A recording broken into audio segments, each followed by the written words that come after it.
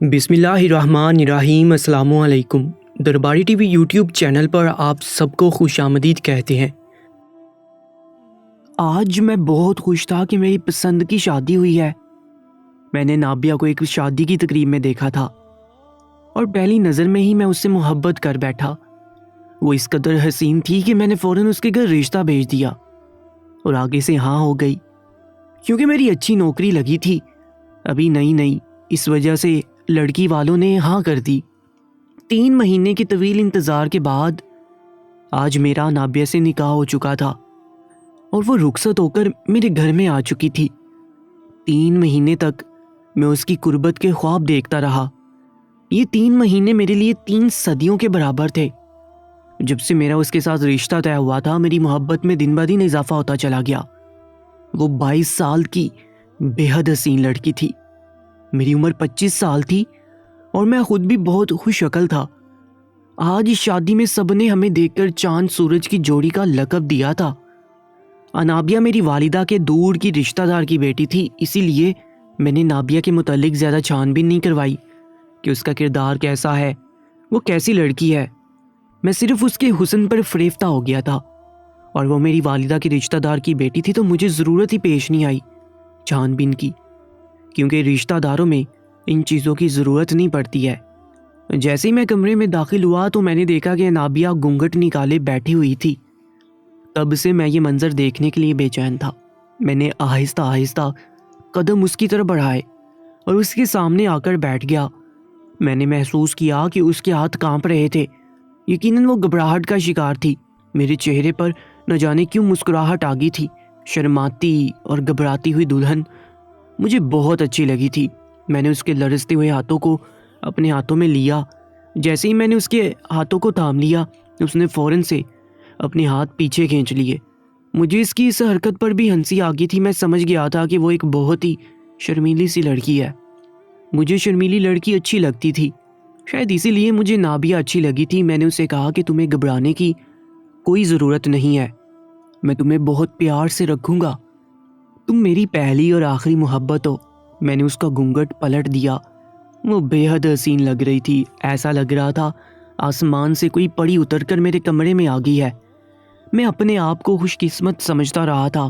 میں نے اس کے حسن کی تعریفوں کے قصیدے پڑھنے شروع کر دیے، لیکن اس کے چہرے پر ذرا برابر بھی مسکراہٹ نہیں آئی۔ تو میں تھوڑا پریشان سا ہو گیا تھا، کیونکہ دلہن تو بہت خوش ہوتی ہے جو دلہا اس کی تعریف کرتا ہے۔ ٹھیک ہے، وہ بہت شرمیلی تھی لیکن مسکرا تو سکتی تھی، مگر وہ تو بالکل ہی نہیں مسکرا رہی تھی، ایسا لگ رہا تھا کہ رو دے گی۔ میں نے اس کے قریب ہونے کی کوشش کی تو اس نے ایک دم سے پیٹ پکڑ لیا، کہنے لگی کہ مجھے پیٹ میں بہت درد ہو رہا ہے، جو کہ میری برداشت سے باہر ہے۔ اس کی بات سن کر میں پریشان ہو گیا تھا۔ تھوڑی دیر پہلے جو میں خوش ہو رہا تھا اس کی اداؤں پر اب مجھے کوفت ہونے لگی تھی۔ مجھے لگ رہا تھا کہ اسے کوئی درد نہیں ہے، وہ بہانہ بنا رہی ہے تاکہ میں اس کے قریب نہ جاؤں۔ میں نے اسے کہا کہ ٹھیک ہے، میں تمہیں دوائی لے کے دیتا ہوں۔ میں کمرے سے باہر نکل گیا اور سوچ رہا تھا کہ گھر والوں سے کیا کہوں کہ میری بیوی کے پیٹ میں درد ہے، اسے ٹیبلٹ چاہیے۔ یہ باتیں سوچتے ہوئے مجھے نہ جانے کیوں بہت عجیب محسوس ہو رہا تھا۔ سب گھر والے سو چکے تھے، لاؤنج میں اس وقت ہو کا عالم تھا۔ میں نے لاؤنج میں دوائی تلاش کرنی شروع کر دی، جو کہ مجھے مل بھی گئی تھی۔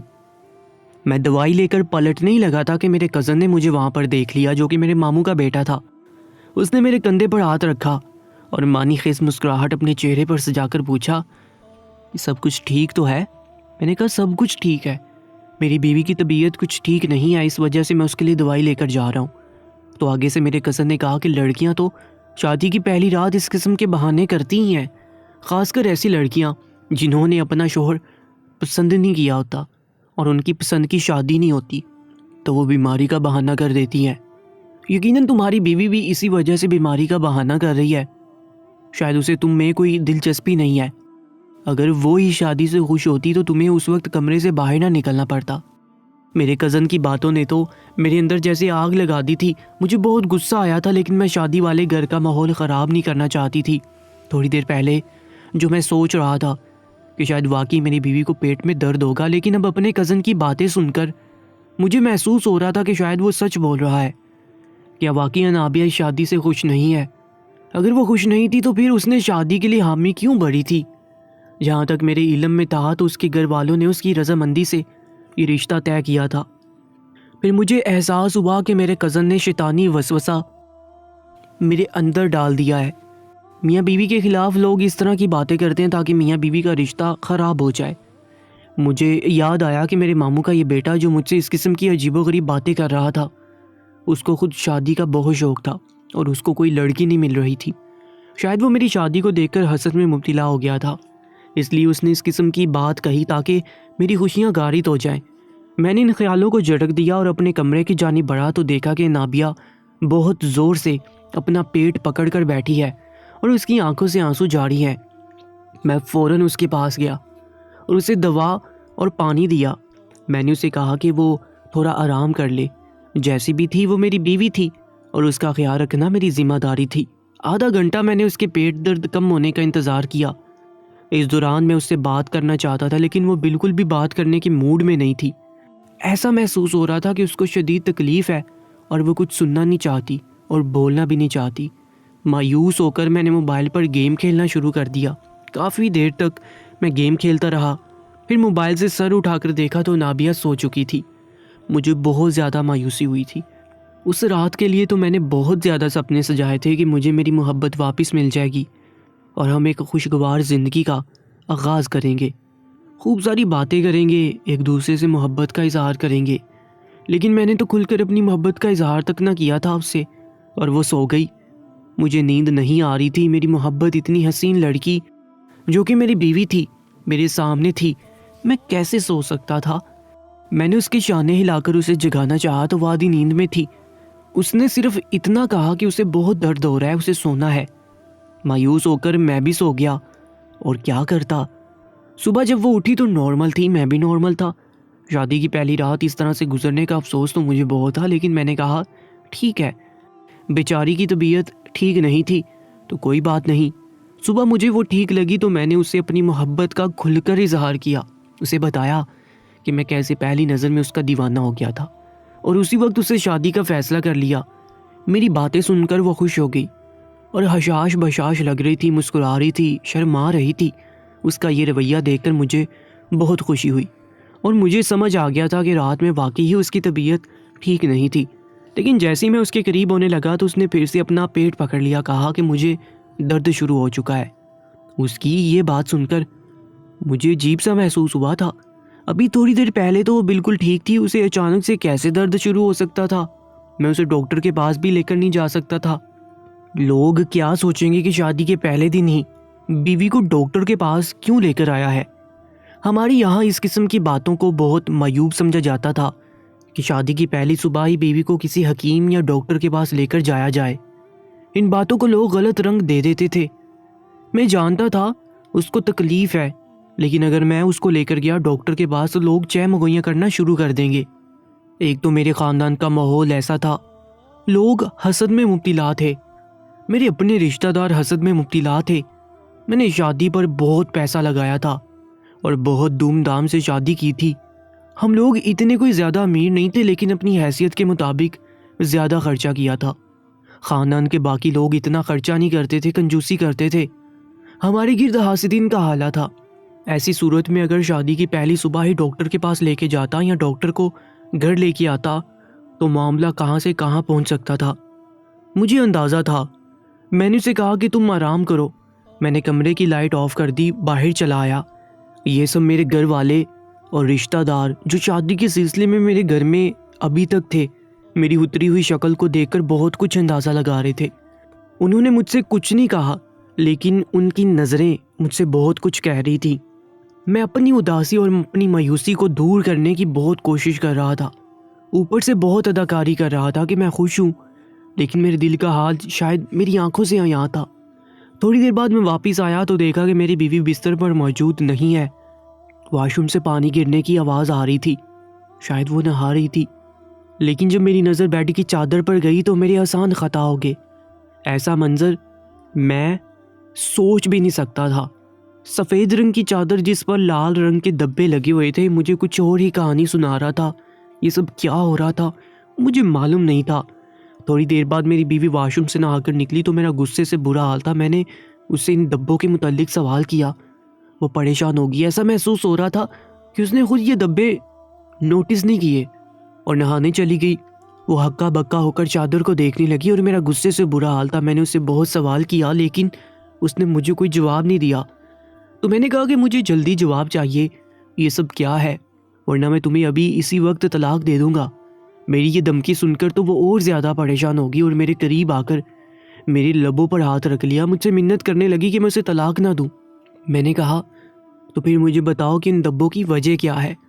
اس نے مجھ سے کہا کہ آپ مجھے 3 مہینے کا وقت دیں، میں سب کچھ آپ کو بتا دوں گی، لیکن 3 مہینے سے پہلے میں یہ راز آپ کے سامنے نہیں کھول سکتی، ورنہ بہت کچھ برا ہو جائے گا۔ اس کی بات سن کر مجھے اس کی بات کا یقین نہیں آ رہا تھا، مجھے لگا وہ بلا وجہ بہانے بنا رہی ہے۔ میں نے اسے کہا کہ مجھے ابھی اسی وقت تمام سوالوں کا جواب چاہیے، تم نے رات بھی مجھے قریب نہیں آنے دیا اور صبح بھی، تمہارا رویہ میرے ساتھ اچھا نہیں تھا، اور اب یہ ڈبے، میں نے تم سے محبت کی شادی کی اور محبت میں اس قدر اندھا ہو گیا کہ تمہارے متعلق کسی قسم کی چھان بین تک میں نے نہیں کروائی، لیکن اب نہ جانے کیوں مجھے تمہارا کردار مشکوک لگنے لگا ہے۔ مجھے لگ رہا ہے کہ میں نے تم سے شادی کر کے غلطی کی ہے۔ آخر ایسا بھی کیا راز ہے تمہارے پاس جو 3 مہینے سے پہلے مجھے بتایا نہیں جا سکتا ہے؟ میں غصے سے بول رہا تھا لیکن ہلکی آواز میں گیت کی آواز کمرے سے باہر نہ آئی۔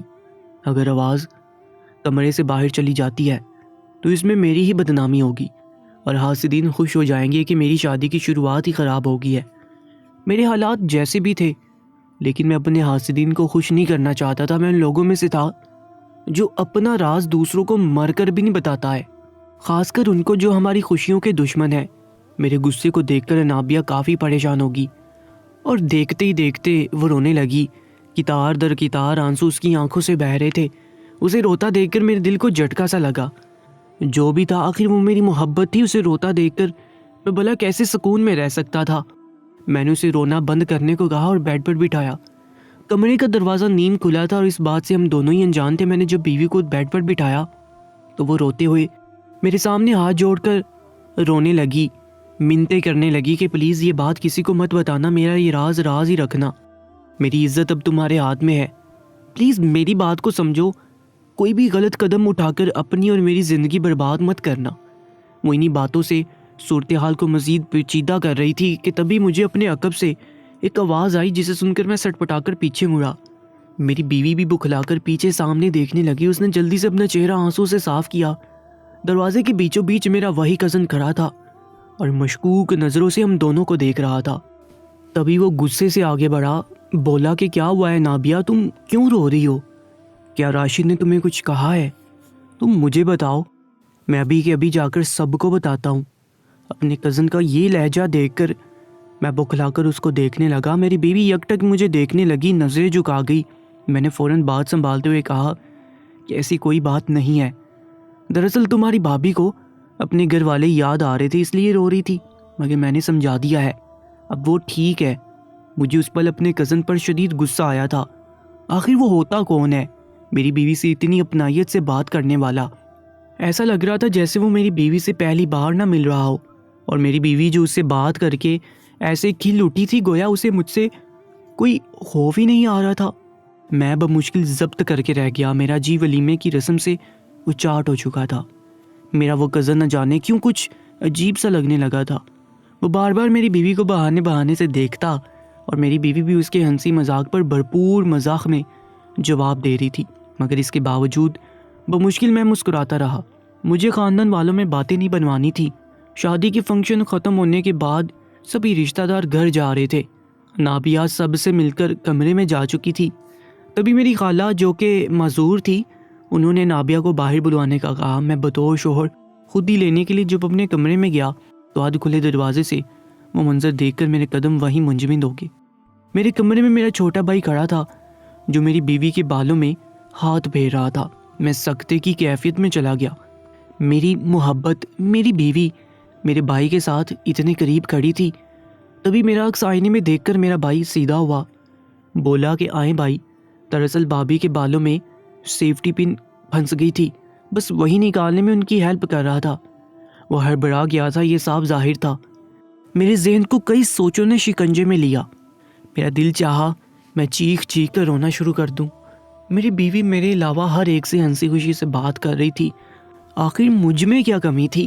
ایک بار پھر بستر پر لگے داغ میری نظروں کے سامنے آ گئے۔ میرے جانے کے بعد کون آیا تھا میرے کمرے میں؟ کیا میری بیوی کا کردار اتنا ہی گرا ہوا تھا؟ میں معاف دماغ کے ساتھ باہر تو آ گیا، سب سے مل بھی لیا۔ میرے ماموں کی فیملی جانے ہی والی تھی کہ تبھی میرا کزن جاتے جاتے رکا اور فوراً کچھ یاد کرتے ہوئے بولا کہ میری گھڑی پتہ نہیں میں نے کہاں رکھ دی ہے، مجھے یاد نہیں آ رہی۔ تبھی اسی پل میری بیوی فوراً بولی کہ وہ ہمارے کمرے میں پڑی ہے سائڈ ٹیبل پر۔ وہاں وہی دونوں موجود تھے، باقی سب صحن میں جا چکے تھے، اور میں جو نابیہ کو باہر لے جانے کے لیے پلٹا تھا اس بات پر ٹھٹک کر رہ گیا۔ پہلے بھائی اور پھر کزن، آخر کون تھا جس نے میرے حق پر ڈاکہ ڈالا تھا؟ دوستو، اس کہانی کا اگلا پارٹ دیکھنے کے لیے ابھی اسکرین پر دکھائی دینے والی ویڈیو پر کلک کریں اور اس کہانی کے بقیہ حصے کو لازمی سے پڑھیے۔ آپ کا بہت بہت شکریہ۔ اس کہانی کو مکمل دیکھنے کے لیے ابھی اسکرین پر دکھائی دینے والی ویڈیو پر کلک کر کے آپ اس کہانی کو مکمل دیکھ سکتے ہیں۔ انشاءاللہ ملاقات ہوگی ایک نئی ویڈیو میں، تب تک کے لیے اللہ نگہبان۔